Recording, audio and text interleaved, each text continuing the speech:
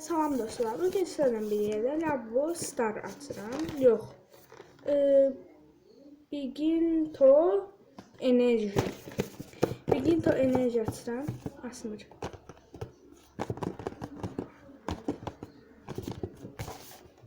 Dostlar belədir. Bunun orijinaldır bu arada. Qiymətini də deyə bilərəm istəsəniz. Bunu 78 manata almışam, orijinaldır çünki.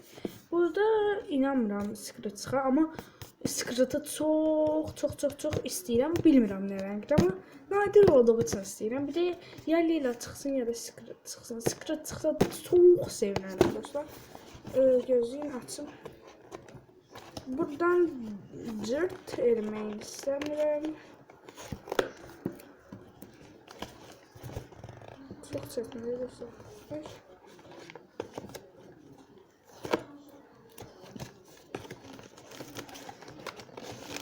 Gözlüyüm bunu açıb gələm. Çox heyecanlı. Açdım, baxmıram. Hiç baxmıram. Nereydi dostlar? Yorumlarda yazın gəlirəm. Yazdınız? Gəlin. Hadi teşekkür ederim. İçindən bu çıxdı. Hələ Rabbuya baxmamışam. Ne? Dostlar bu qədər də yox. Ən çox istədiyim. Çok güzeldi. Ellere bakın dostlar.